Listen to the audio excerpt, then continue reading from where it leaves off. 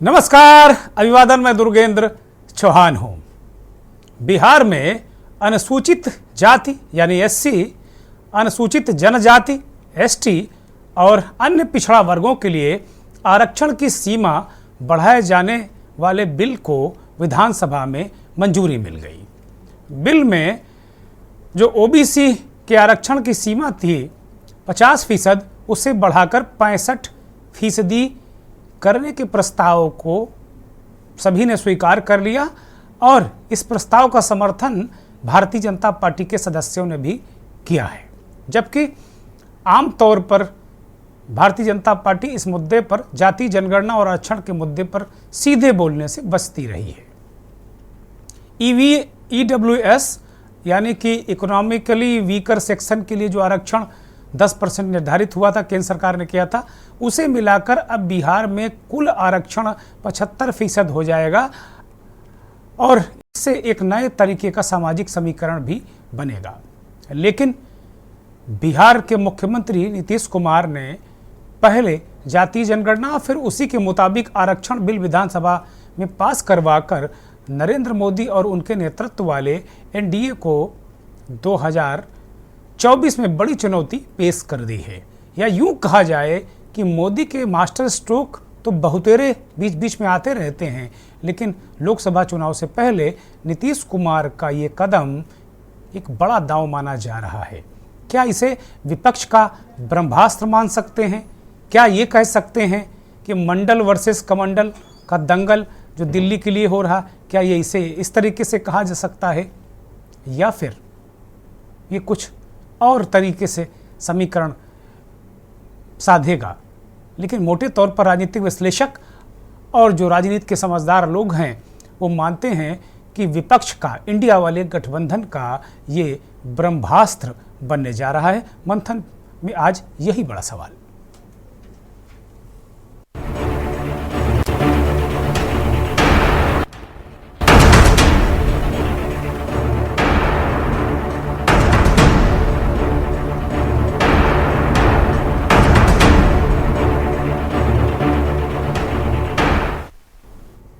पांच राज्यों के चुनाव के कारण इधर कभी 1-1.5 महीने से जो इंडिया वाला गठबंधन है वो चर्चा से धीरे धीरे गायब हो रहा था।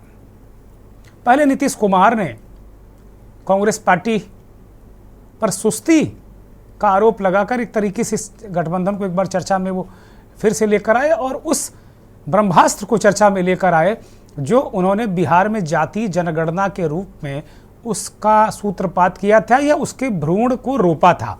बिहार में जातीय जनगणना की कोर्ट में भी लड़ाई लड़कर नीतीश कुमार की सरकार ने वहां जातीय जनगणना कराई और जो उसके नतीजे आए उसके मुताबिक जो कांग्रेस का नारा है, जो इंडिया वाले गठबंधन का नारा है कि जिसकी जितनी हिस्सेदारी, जिसकी जितनी संख्या भारी उसकी उतनी हिस्सेदारी, इस फार्मूले पर, हालांकि ये फार्मूला कभी लोहिया जी ने दिया था और राजनीतिक तौर पर जमीन पर इसे मान्यवर कांसीराम ने उतारा और बहुजन मूवमेंट खड़ा किया। तो ये कहा जा सकता है कि नीतीश कुमार ने कांसीराम और लोहिया के उस बहुजन मूवमेंट को एक नए स्वरूप और नए रूप में प्रस्तुत करने की कोशिश की है इस आरक्षण के जरिए। और विधानसभा में जो उन्होंने 75% आरक्षण को आज पास करवाया, बीजेपी की मजबूरी थी इसके साथ खड़े होना। पिछले दिनों अमित शाह बिहार में थे और उन्होंने कहा कि जब ये निर्णय हुआ था जातीय जनगणना का तो भारतीय जनता पार्टी की सरकार में शामिल थी और इस निर्णय में उन्होंने बढ़ चढ़ कर हिस्सा लिया था। नीतीश कुमार अकेले इसका क्रेडिट नहीं ले सकते, भारतीय जनता पार्टी की वजह से जातीय जनगणना हुई है। अमित शाह जैसे बड़े लीडर को अगर ये कहना पड़ रहा हो तो जाहिर सी बात है नीतीश कुमार की जो यॉर्कर टाइप गेंदें हैं, चूँकि क्रिकेट का मौसम चल रहा है, विश्व कप चल रहा है, तो उसी अंदाज में मैं कहने पर मजबूर हुआ कि जो नीतीश कुमार की जो यॉर्कर टाइप गेंदे हैं उनको खेलने पर बीजेपी के नेता और पार्टी मजबूर हो रही है। वास्तव में जो जातीय जनगणना और ओबीसी और आरक्षण का मसला है, इसको लेकर संघ और भाजपा बीच बीच में तमाम तरीके के उनके नेताओं के बयान आते रहे, इसको लेकर वो निशाने पर भी रहे हैं। और जो विपक्ष है वो बीजेपी को निशाने पर रखता है कि वो आरक्षण के कतई हिमायती नहीं है, लोगों जो ओबीसी हैं उनको उनका अधिकार नहीं देते।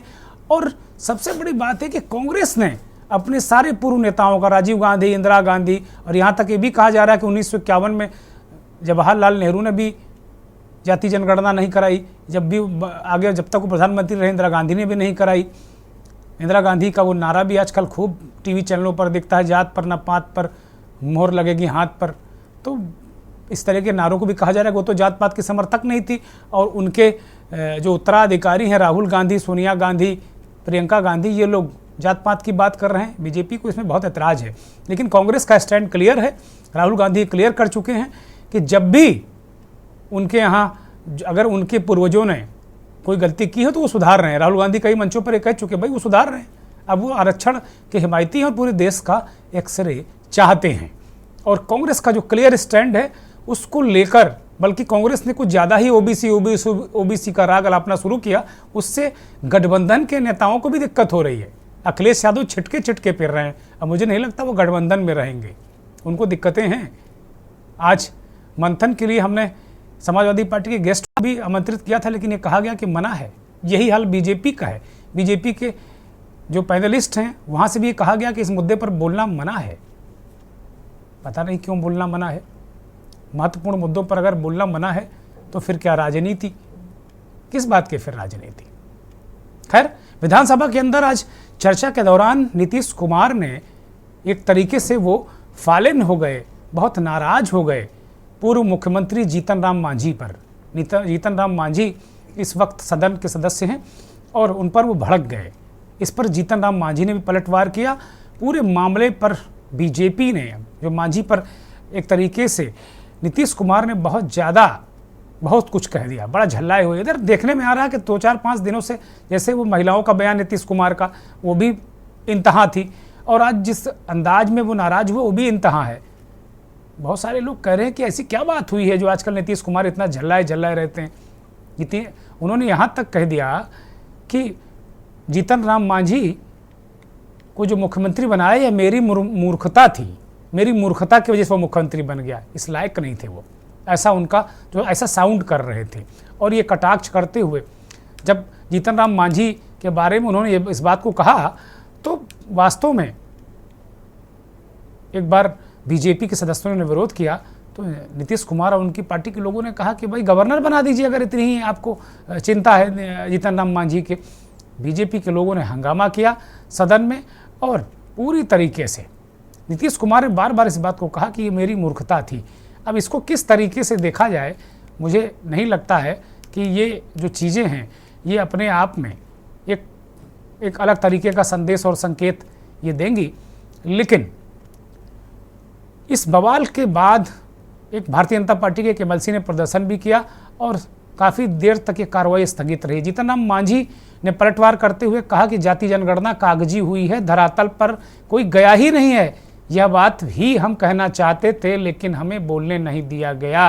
नीतीश कुमार मानसिक संतुलन खो बैठे हैं, इस कारण ऐसा कर रहे हैं। बीजेपी ने भी ये मांग विधानसभा परिसर में प्रेस कॉन्फ्रेंस करते हुए उठाई और कहा कि नीतीश कुमार ने नेता प्रतिपक्ष और बीजेपी नेता विजय सिन्हा ने प्रेस कॉन्फ्रेंस की और नीतीश कुमार पर उन्होंने हमला किया और कहा कि जीतन राम मांझी का अपमान किया, महादलित का अपमान है, नीतीश कुमार तुरंत माफ़ी मांगे। विजय सिन्हा ने कहा नीतीश कुमार ने दलितों का अपमान किया, जैसा कि मैं कह रहा था वो कहेंगे, और वो दलित विरोधी हैं।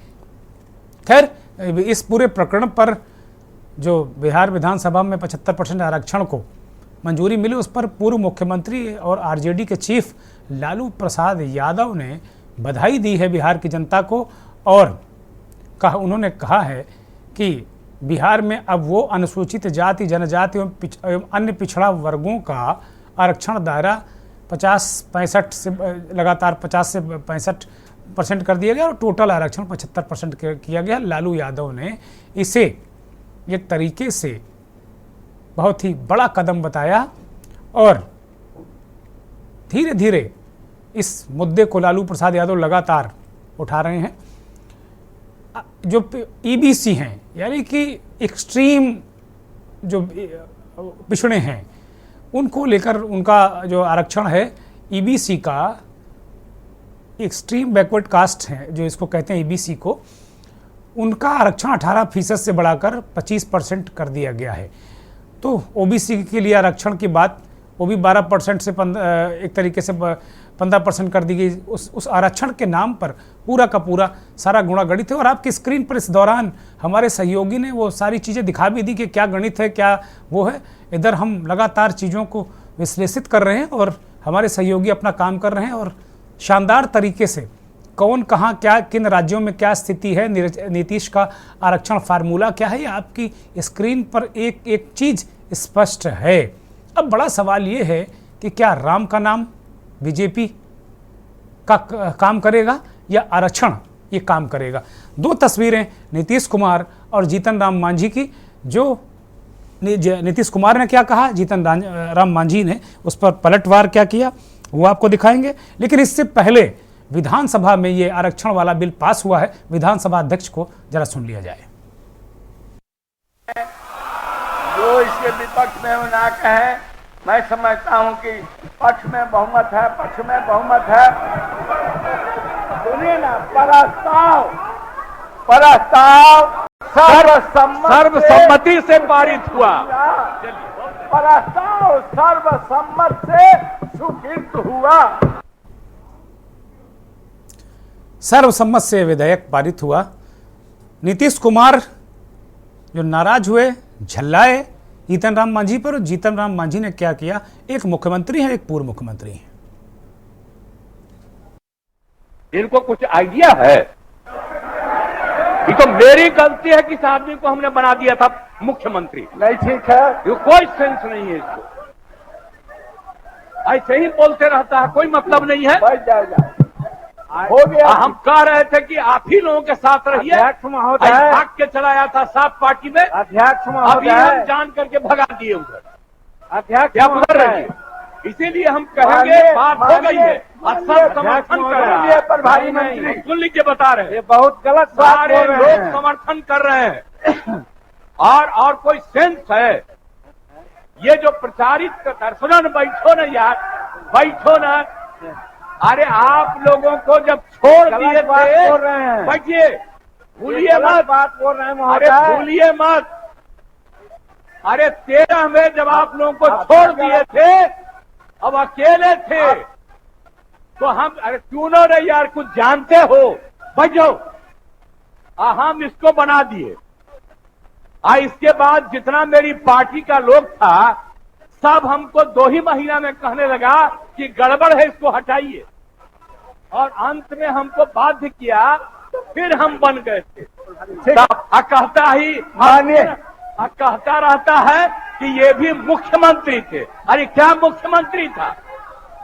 ये तो मेरी मूर्खता से मुख्यमंत्री बना। आप ऊपर वाला भी जान लो। आप बिना मतलब का रोज इसको पब्लिश करते हो, कोई सेंस है इसमें? आरक्षण दे देते हैं, नामांकन का नियम बना देते हैं, लेकिन क्या हम किया है? बाबा भीमराव अंबेडकर में जब आरक्षण की बात दी थी तो हर 10 वर्ष पर समीक्षा की बात उन्होंने की थी। आज तक समीक्षा कोई नहीं किया है। यही बात हमने उठाया और हमने कहा कि गजेटेड ऑफिसर जो शेड्यूल कास्ट शेड्यूल टाइप्स हैं, उनका रोस्टर 1971 से लागू है और उस समय से आज तक कम से कम 16% आरक्षण मिलना चाहिए था प्रमोशन में, लेकिन आज मात्र 3% आरक्षण है। 16% करने में बहुत समय लगेगा, ये हम कहना चाह रहे थे। इसी बीच में माननीय मुख्यमंत्री चमक करके उठ गए और उठ करके अनाप शनाप ऐसी बातें बोलने लगे। हमको तो आश्चर्य हुआ कि वही नीतीश कुमार हैं जो पहले थे, आज से कुछ दिन पहले। आज लगता है कि वो दूसरे रूप में यहाँ परोसे गए, दूसरे रूप में आए। हमको लगता है कहीं न कहीं उनकी दिमाग में कोई कमजोरियां है, इसके चलते वो ऐसा बोल रहे हैं। और हम उनके बारे में कहना चाहते हैं, वो बार बार तुम ताम की बात करते हैं। आप जोड़ लीजिए, 1985 में वो विधायक बने, हम 1980 से विधायक हैं। उम्र में वो 74 साल के हैं, उम्र में हम 80 साल के हैं। तो वैसी परिस्थिति में तुम ताम करना कहाँ का उचित है, उसमें भी विधानसभा में। इसलिए हमको लगता है कि मानसिक संतुलन वो खो बैठे हैं, इसलिए वो ऐसा करते हैं। पहली बात। दूसरी बात, एक बार कहते हैं हमने तुमको मुख्यमंत्री बनाया। देहात में कहा जाता है कि भले भैया सिर मुड़ाती है, उसको दोहे में चुचुअट होती है, कीड़ा काटता है तो वो सिर मुड़ाता है। उसी प्रकार से नीतीश कुमार 2014 में हार गए। सब लोग कहने लगा नीतीश कुमार इस्तीफा दो, इस्तीफा दो। अपनी लाज बचाने के लिए एक सीधा साधा आदमी को मुख्यमंत्री बनाने का काम किया। जीतन मांझी को उन्होंने अंडर एस्टिमेट किया था, समझ लिया था कि ये तो भुइयां मुसहर का परिवार है। जीतन राम मांझी कह रहे हैं कि भाई अपनी असफलता को छिपाने के लिए उन्होंने उनको एक सीधे साधे व्यक्ति को मुख्यमंत्री बना दिया, क्योंकि उनको अपनी असफलता छिपानी थी। वार पलटवार जीतन राम मांझी कह रहे हैं कि वो मानसिक संतुलन खो चुके हैं। एक इतने बड़े नेता को विधानसभा के अंदर तुम तड़ाम कहना अच्छा नहीं लगता। उन्होंने खुद कहा कि भाई नीतीश कुमार को ये शोभा नहीं देता। इस पूरे घटनाक्रम के विरोध में बीजेपी एमएलसी ने विधान परिषद के बाहर प्रदर्शन किया। वो दृश्य भी आपको हम दिखा देते हैं।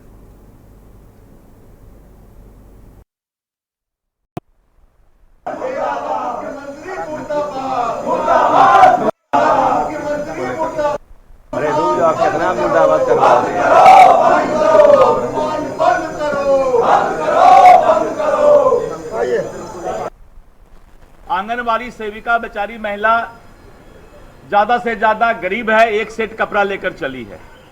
कम से कम सरकार को यह तो शर्म करना चाहिए कि महिलाओं को पानी से भिगाकर जिस तरह से उनके इज्जत को तार तार करने का प्रयास किया गया है पुलिस के द्वारा, सरकार के द्वारा। और आज अभी से आधा घंटा पहले तीसरा दिन आंगनवाड़ी सेविका के ऊपर फिर से लाठीचार्ज उप मुख्यमंत्री के घर के सामने हुआ है। और इतना ही नहीं, बेशर्मी की हद पार करके फिर उनको भिगाने का काम, पानी बरसाने का काम किया गया है। अब वो आंगनवाड़ी सेविका जो कि भूखमरी के कगार पर आकर अपने अपने तरीके से सरकार को घेर रहे हैं। विधानसभा के अंदर नीतीश कुमार जब आपे से बाहर हुए तो वहाँ जीतन राम मांझी ने मोर्चा लिया, और अब बीजेपी के नेता आंगनबाड़ी महिलाओं पर जो लाठीचार्ज, पानी की बौछार, उसको लेकर भी सरकार को घेर रहे हैं चौतरफा। और ये युद्ध लगातार जो हो रहा है, चुनावी रणनीति है। अगर देखा जाए, अगर इसको कहा जाए कि मंडल बनाम कमंडल का मसला है, तो अब तेजी से लगातार उत्तर प्रदेश के मुख्यमंत्री योगी आदित्यनाथ लगातार राम मंदिर के भव्य स्वरूप को जन जन तक पूरे देश में पहुंचाने की जिम्मेदारी उन्हें दी गई है।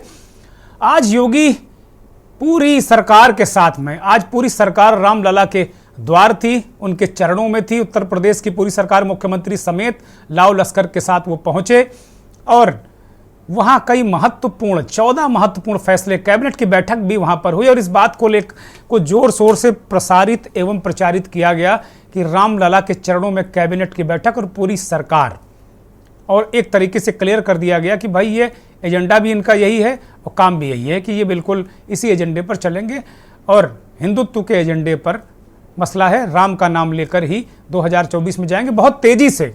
बार बार ये भी कहा जा रहा है बहुत सारे कि 2022 में जो सरकार बनी उसके बाद लगातार 2024 में 22 जनवरी को जो प्राण प्रतिष्ठा का कार्यक्रम है उसको बेहद भव्य बनाने के लिए, लेकिन उससे पहले एक पूरे देश में, उत्तर प्रदेश में, क्योंकि उत्तर प्रदेश में 80 लोकसभा सीटें हैं, तो एक अलग तरीके से माहौल बनाने की कोशिश चल रही। इस बार जो दीपोत्सव होगा अयोध्या में, वो भी अद्भुत और भूतों न भविष्यतों वाला होगा, उसकी ऐसी तैयारी की गई है।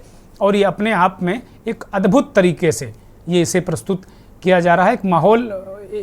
एक माहौल बहुत ज़बरदस्त माहौल बनाया जा रहा है। तो एक हमने वो तस्वीर दिखाई, इंडिया वाले गठबंधन के मुख्य घटक जेडीयू, आरजेडी, कांग्रेस भी शामिल है बिहार की सरकार में। उन्होंने एक बहुत बड़ा दांव चल दिया, आरक्षण वाला दांव। और राहुल गांधी और जो उनके क्षेत्रीय छत्रप हैं, वो जहाँ जहाँ चुनाव 5 राज्यों में हो रहे हैं, वो हर जगह कह रहे हैं कि हमारी सरकार आएगी, हम जाति जनगणना कराएंगे, और इसी तरीके से जो उसका आउटकम निकलेगा, रिजल्ट जो आएगा, उसी के अनुसार जिसकी जितनी संख्या भारी उसकी उतनी हिस्सेदारी हम देंगे। ब्यूरोक्रेसी में भी हम हिस्सेदारी देंगे, चाहे मध्य प्रदेश, छत्तीसगढ़, राजस्थान, तेलंगाना, मिजोरम, हर जगह उन्होंने इस बात को कहा है। तो मुझे लगता है कि ये जो 5 राज्यों के चुनाव हैं इनको भी काफ़ी इफेक्ट होने वाला है। लेकिन असली लड़ाई जो 24 को लेकर है, जो कमंडल का मसला पूरी तरीके से, वो उत्तर प्रदेश इसका लॉन्चिंग पैड है। और एक और महत्वपूर्ण बात है, उसे नहीं भूलना चाहिए विपक्ष को कि अब ये वो वाली बीजेपी नहीं है पुरानी वाली, अब कमंडल के अंदर भी मंडल है। तो केवल अब इससे काम नहीं चलेगा कि मंडल बनाम कमंडल नहीं होगा, कमंडल और मंडल, कमंडल के अंदर भी मंडल है। ये थोड़ा चक्रव्यूह जैसा होगा। और इसे क्या नीतीश कुमार, राहुल गांधी और जो लोग हैं क्या भेद पाएंगे क्या, ये बड़ा सवाल है। एक ब्रेक पर जा रहा हूं, ब्रेक के बाद मेरे साथ कुछ मेहमान होंगे।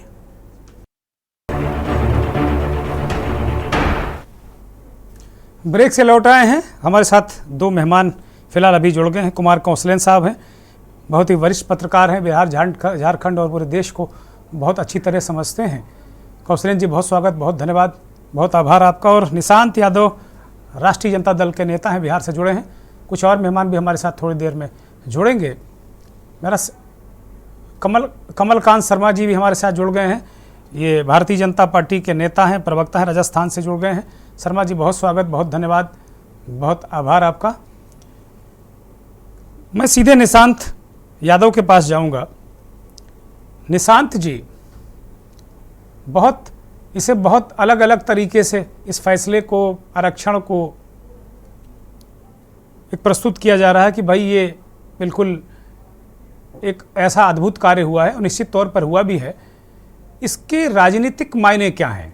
आप ये कहेंगे कि भाई हम पिछड़ों के हिमायती हैं, गरीबों के हिमायती होंगे भी, मैं इस पर कोई सवाल नहीं उठा रहा हूँ, लेकिन इसके राजनीतिक मायने क्या है? क्या इसमें सीधे सीधे राजनीतिक लाभ नहीं खोजा गया है क्या ये जो राम का नाम है, या यूँ कहें कि जो मंदिर वाला मसला है, जो कॉमन सिविल कोड वाला यूसीसी वाला मसला है, क्या उसके लिए ये काउंटर है क्या इंडिया वाले गठबंधन का, नीतीश कुमार का?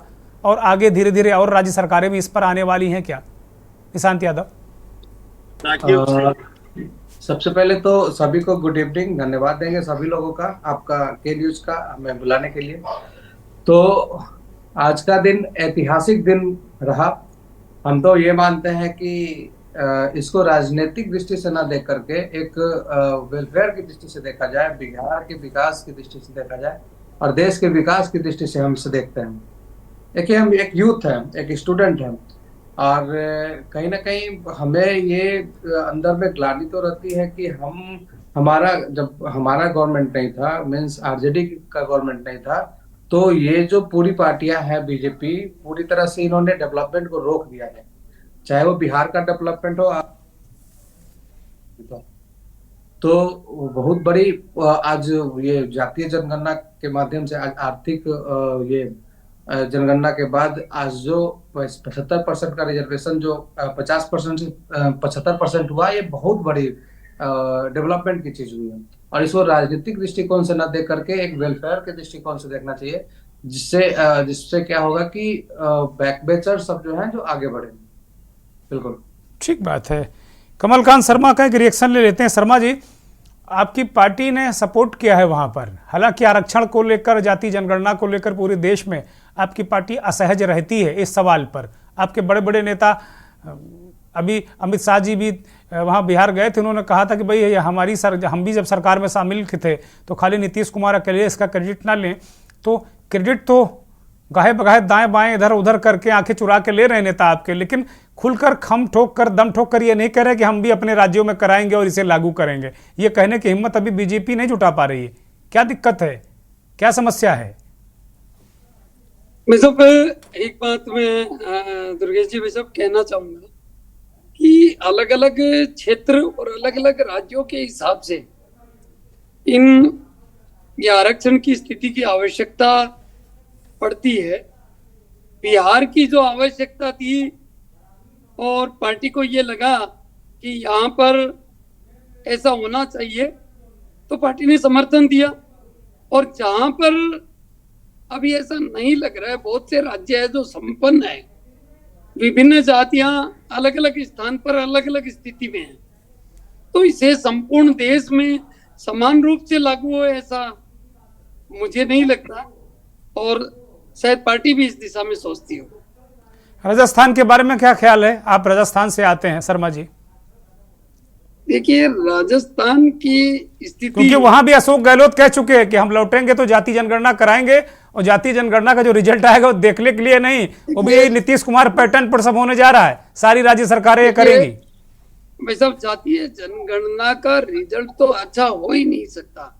जातीय जनगणना जिस प्रकार से और कांग्रेस ने और अपनी एक नीति बना ली और जातीय जनगणना की ओर ये निकल चुके हैं, ये नहीं करना चाहिए। ये विशेष रूप से जो समानता का अधिकार है उसका हनन है, और निश्चित रूप से ये इसके जो रिजल्ट है वो अच्छे नहीं आएंगे। ठीक है, मुझे लगता है कि शर्मा जी को कुछ दिक्कत हो रही है उनके नेटवर्क में, और देखिए जो बात मैं कह रहा था वो स्पष्ट हो गई। शर्मा जी बिहार के मामले में स्पेसिफिक हैं, वहाँ वो खड़े हैं, लेकिन बाकी जगह वो नहीं चाहते, इससे बहुत सारे खतरे भी वो बता रहे हैं। मैं इस चर्चा में कौशलेंद्र जी को शामिल करूंगा। कुमार कौशलेंद्र बहुत ही वरिष्ठ पत्रकार संपादक हमारे साथ जुड़े हैं। कौशलेंद्र जी, ओपनिंग कमेंट आपका मैं चाहता हूं, मैं कोई सवाल नहीं पूछ रहा हूं आज आपसे।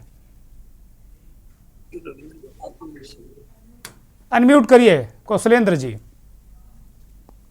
हाँ बंधु, नमस्कार। नमस्कार नमस्कार, बहुत प्रणाम जी। दलील दर दलील गढ़ लेंगे हम, अपने अनुसार सियासत की राह गढ़ लेंगे वाली बात हो रही है। अब देख लीजिए, आपने तो सारी बातें शुरू में ही कह दी, वो मंडल के अंदर कमंडल, कमंडल के अंदर मंडल, और एक दूसरे हमारा भी दिमाग चकरा गया, कि है क्या मसला, ये चक्रव्यूह है, चक्कर वाला चक्रव्यूह है जिसमें सब घन चक्कर बन जाएंगे, मुझे ऐसा लग रहा है। अब जैसे आप वो बात अभी आ गई कि अब दिल्ली वालों ने कहा है कि हम ओबीसी की गणना कराएंगे। अब ओबीसी की गणना होगी तो फिर नई कहानी होगी, अभी तो जाति गणना करा ली ना, अब ओबीसी वाली गणना होगी। तो वही कहते हैं ना, वो एक शेर है, शायर का नाम याद नहीं आ रहा, दलील दर दलील गढ़ लेंगे और फिर मतलब अपने अनुसार चीजों को मोल्ड कर लेंगे वाली बात है। यहाँ देखिए जो हो रहा है, जिस तरह से संसदीय परंपरा का क्षय हो रहा है, मतलब मुझे कभी कभी वितृष्णा होने लगती है। हमारे लोकतंत्र के संस्थापकों ने ये दशा कतई नहीं सोची होगी। अब जैसे आपसे थोड़ा सा अलग हो रहे हैं, कल जो हमारे बिहार के मुख्यमंत्री ने किया, या फिर आज जिस तरह से वो एक पूर्व मुख्यमंत्री को संबोधित कर रहे थे, जीतन राम मांझी को, ये सारी चीजें, और ठीक है आप बहुत अच्छी बात कर रहे हैं, आप जातीय गणना के बाद रिजर्वेशन लागू कर रहे हैं, और आपकी सोच बड़ी अच्छी है, लेकिन ये जो भाषाई मर्यादा टूटती जा रही है ना दुर्गेन जी, ये मुझे लगता है कि लोकतंत्र के लिए कतई लाभदायक नहीं है। और हम लोग हतप्रभ उस वक्त हैं जब ये अपेक्षा थी कि नीतीश कुमार बड़े बेहतरीन लीडर हैं, सीजन लीडर हैं, बड़े सौम्य लीडर हैं, बड़े अच्छे लीडर हैं, उनसे तो इस तरह की अपेक्षा कभी थी ही नहीं। स्वप्न में भी नहीं सोच सकता था कि वो ऐसा उनका विश्लेषण होगा। मतलब जो जनसंख्या नियंत्रण का उनका जो भाषण था वो तो अद्भुत है। मतलब वो किस सेंस में अद्भुत मैं कह रहा हूँ कि आप समझ सकते हैं। उसके अतिरिक्त आज वो जीतन राम मांझी पर ऐसा ट्रीट कर रहे थे, लग रहा था कि कोई वो उनके नौकर चाकर हो, एक नेता ना हो। वो इस तरीके से उन्होंने ट्रीटमेंट किया।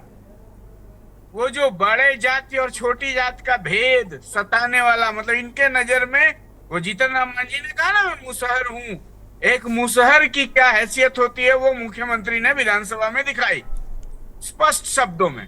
हाँ, भाजपा ने इसको मुद्दा बनाने की कोशिश की। भाजपा के जो नेता है विजय कुमार सिन्हा, नेता प्रतिपक्ष, उन्होंने कहा भी कि ये गलत है, और बीच बीच में लगातार वो टोक रहे थे।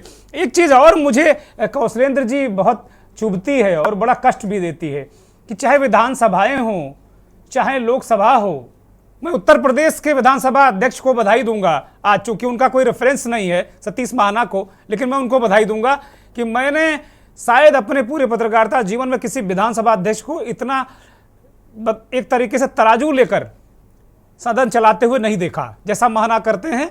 और वो पक्ष और विपक्ष दोनों का बहुत ख्याल रखते हैं, और इस तरीके की बातों पे अगर कोई करता है तो उसे तुरंत टोक कर बैठा देते हैं। ये काम आज विधानसभा अध्यक्ष को उस दिन भी करना चाहिए था जब वो महिला वाला उनका भाषण चल रहा था, और आज भी करना चाहिए था। हालांकि ये बड़ी दिक्कत हो गई है कि कोई जो विधानसभा अध्यक्ष हो वो मुख्यमंत्री के खिलाफ बोलने का साहस कर सकता है क्या? कोई लोकसभा अध्यक्ष क्या प्रधानमंत्री, गृह मंत्री या बड़े नेताओं को टोक सकता है क्या?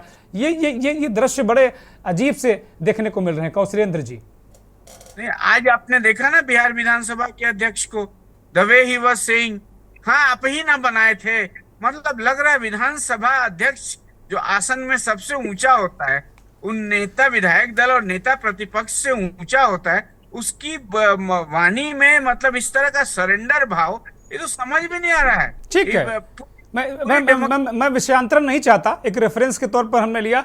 इस पूरे जो आरक्षण वाला कदम है, ठीक है, नीतीश कुमार की बातें अपनी जगह, उनकी निंदा, भर्त्सना, आलोचना हो रही और भी होगी, हम लोग भी कर रहे हैं, आप लोग भी करिए और बहुत सारे लोग भी कर रहे हैं। जो गलत बात है उसकी निंदा आलोचना होगी, हालांकि उन्होंने माफ़ी भी मांगी, लेकिन माफ़ी मांगने के बाद भी निंदा आलोचना चलती रहेगी, मुझे ऐसा लगता है। लेकिन ये जो 75% वाला है, क्या ये 2024 के लिए एक ब्रह्मास्त्र तैयार किया है क्या विपक्ष ने, नीतीश कुमार ने, कौशलेंद्र जी? बिल्कुल, this is a political melodrama, nothing else. अभी कोर्ट कचहरी होगा बंधु, अभी कोर्ट कचहरी होगा, बातें उलझ के रह जाएंगी। नहीं, पहले भी कोर्ट कचहरी हुआ है जातीय जनगणना में, और वो भी कोर्ट का फैसला आने के बाद बिहार सरकार ने गणना कराई है, कोर्ट कचहरी हुआ है। जी, इस दफा भी कोर्ट कचहरी होगा। देखिए दूसरे स्टेट्स का उदाहरण दे रहे हैं ना, वो तमिलनाडु और बहुत सारी बातें इसमें अस्पष्ट हैं। अस्पष्ट इसलिए कि आप किस लिमिट तक जाएंगे रिजर्वेशन में, ठीक है असेंबली से पास कर दिया, लेकिन इम्प्लीमेंटेशन इज द इश्यू।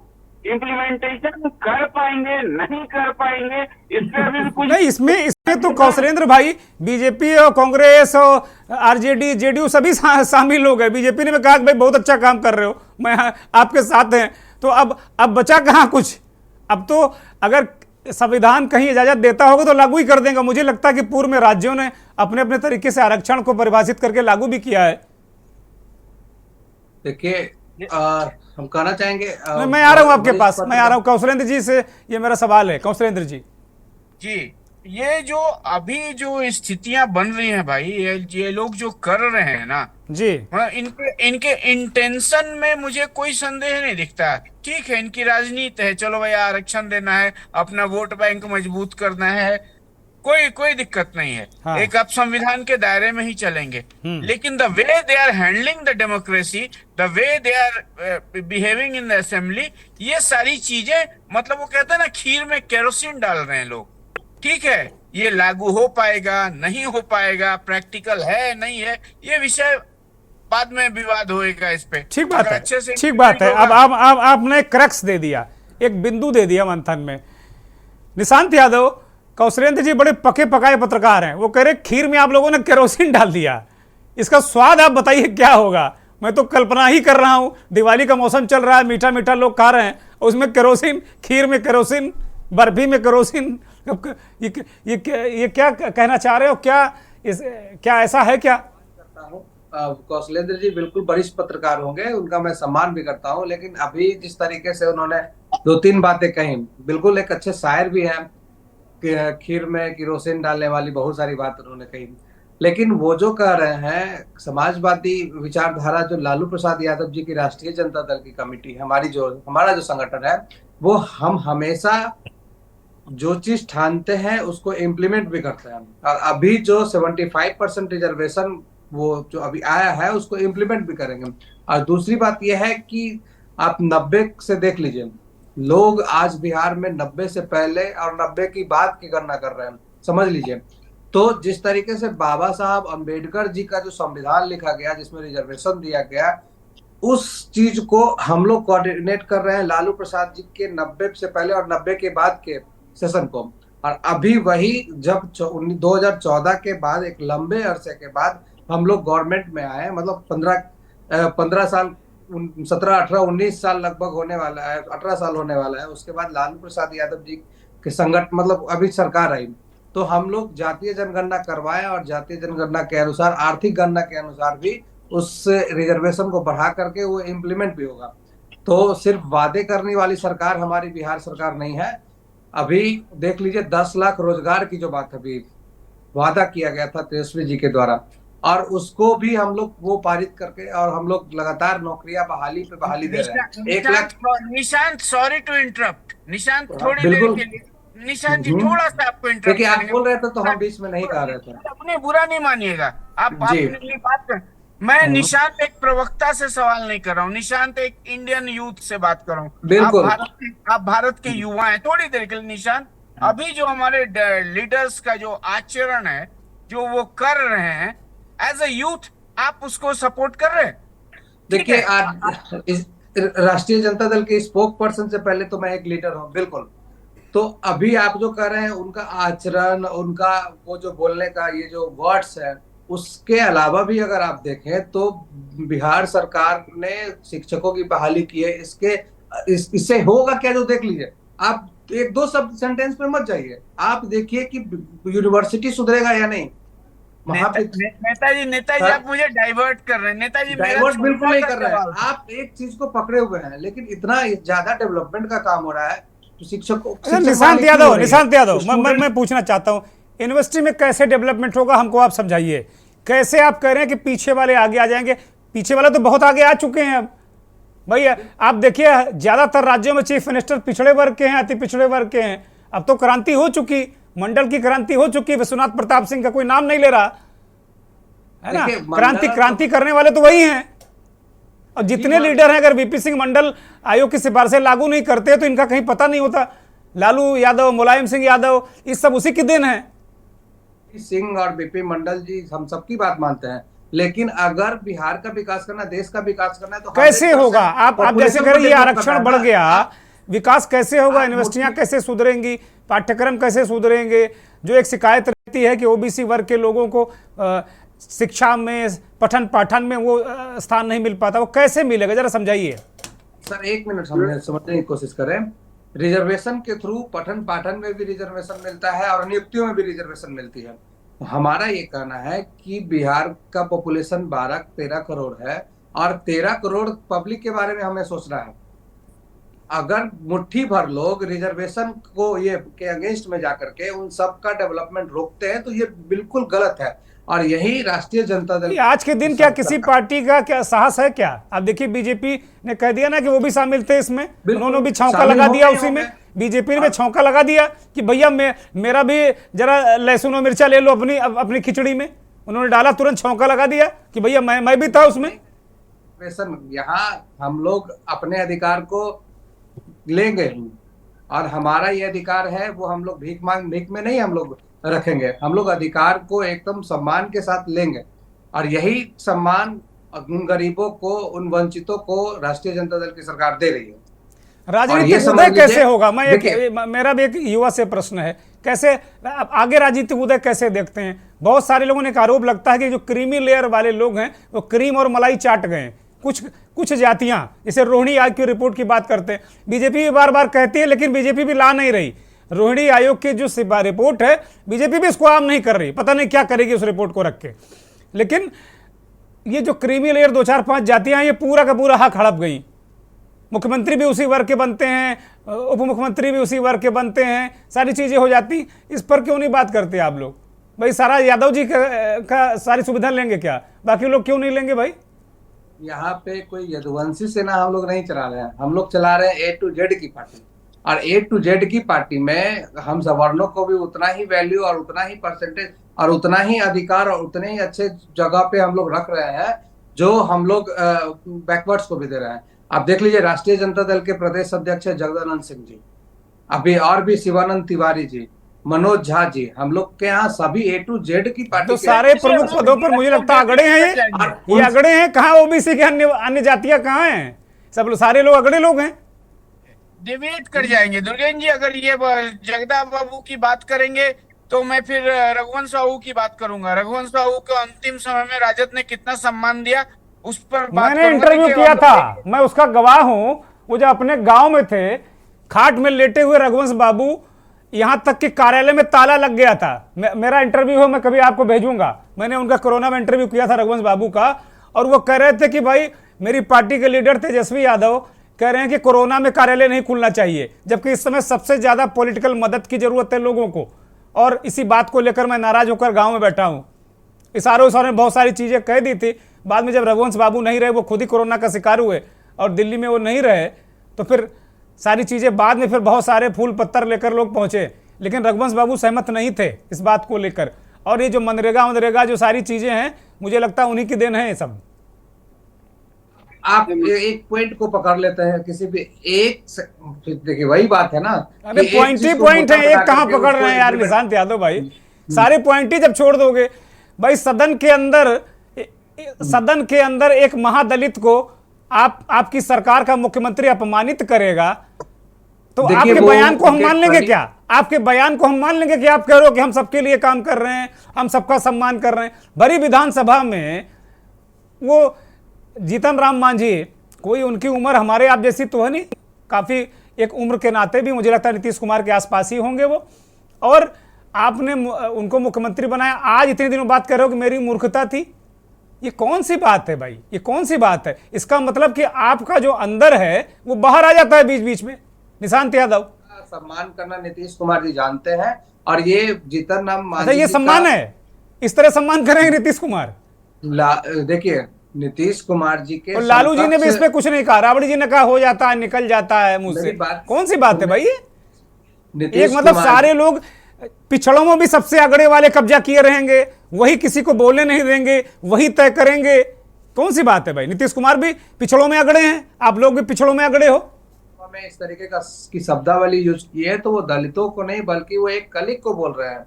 उनके मित्र रहे हैं। क्या बात है? उनके मित्र हैं, उनके साथ काम करने वाले, और उम्र का अगर मित्र को ऐसे अपमानित करते हैं? मुझे नहीं लगता कि मित्र को ऐसे अपमानित करते हैं। डॉक्टर प्रोफेसर अजय आर्या हमारे साथ जुड़ गए हैं, राजनीतिक विश्लेषक हैं, और डॉक्टर आर्या से मैंने अनुरोध किया कि आपकी आज की बहस बड़ी महत्वपूर्ण है और उनका आना बड़ा जरूरी है। मैं पुनः आभार करूंगा डॉक्टर आर्या का कि वो आ गए। डॉक्टर आर्या, मैं आपके पास आ रहा हूं। नीतीश कुमार ने जो ये आज दांव चला है, मैं दांव ही कहूंगा, इसको किस तरह देखते हैं आप?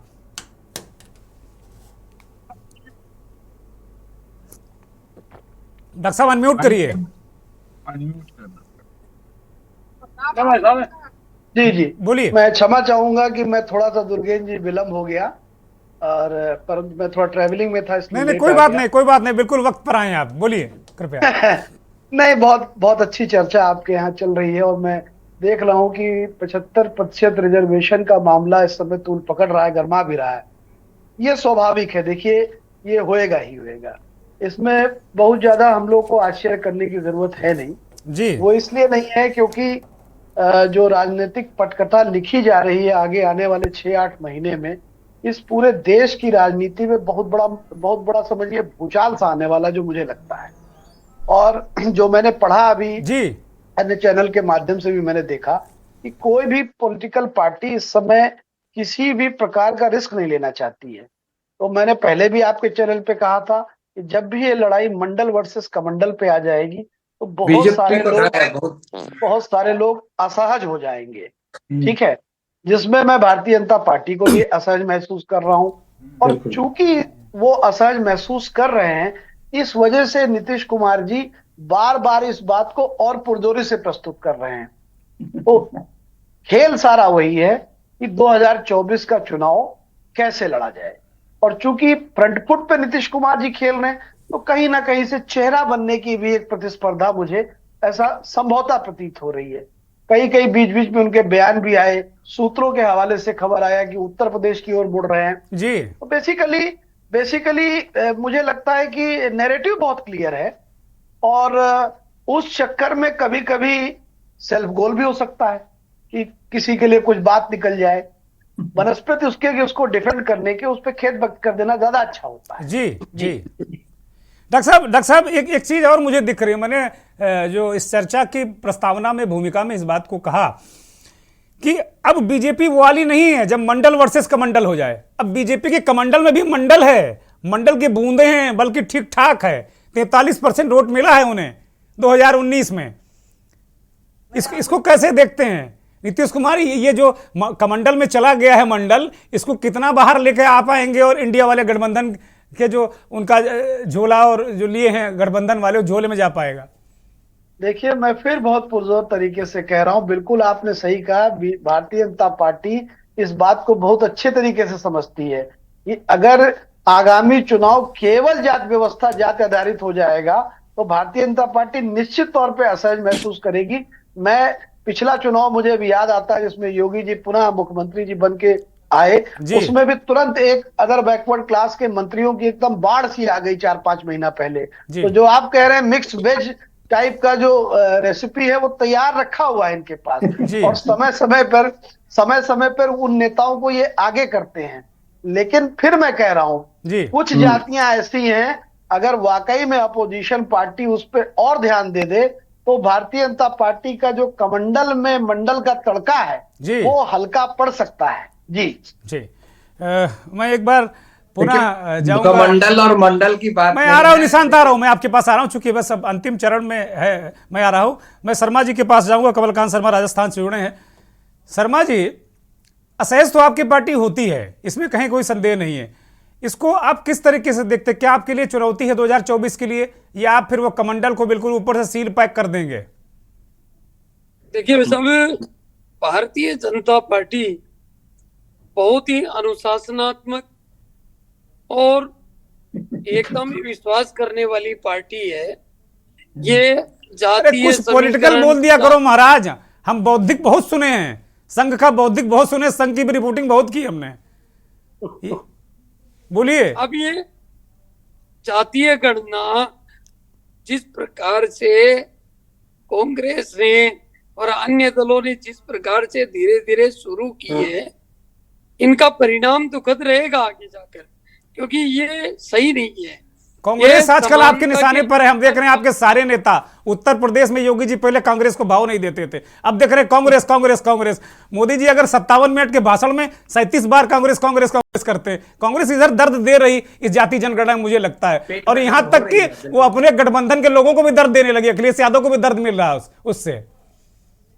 कारण यही है क्योंकि भारतीय जनता पार्टी कभी भी जातीयता में बांटने की राजनीति नहीं करती और बांटने की राजनीति। ठीक है ठीक है ठीक है ठीक है, बिल्कुल नहीं करती। ठीक है मैं आ रहा हूँ निशांत यादव, बीच में कृपया नहीं, बिल्कुल बीच में नहीं, मैं आपको समय दे रहा हूँ।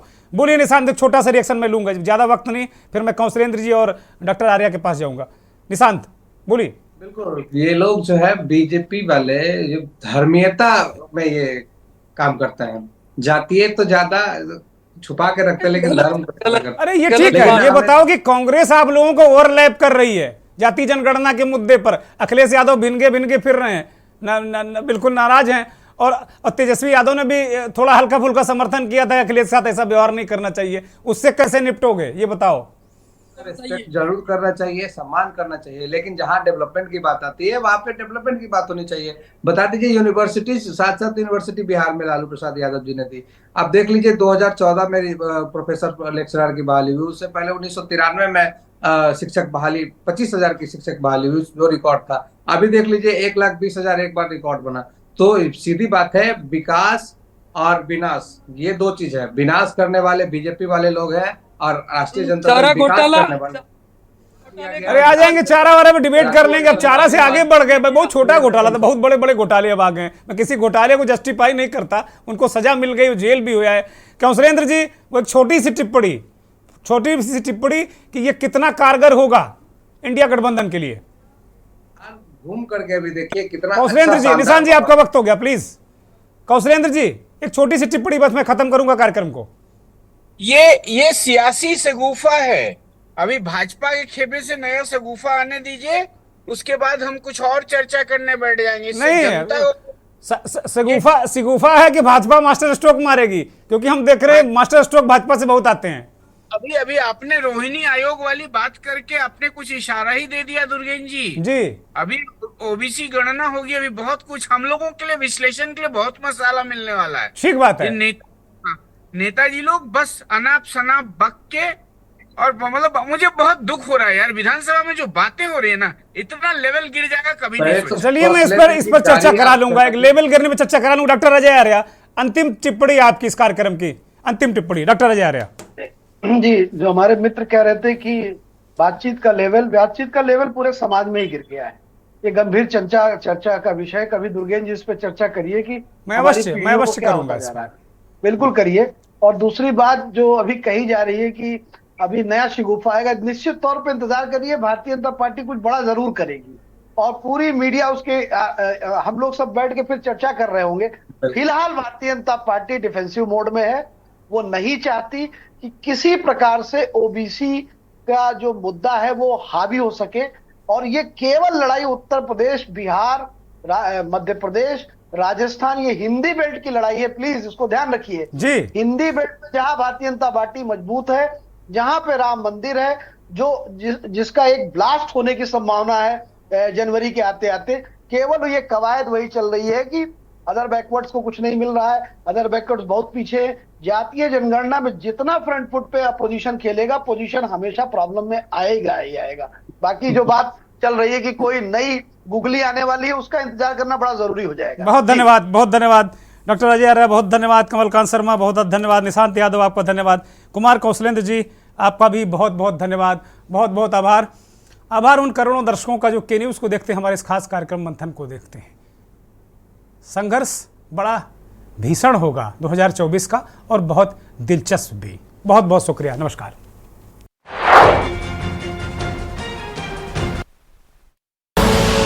आप देख रहे हैं के न्यूज़, खबरों का सारथी।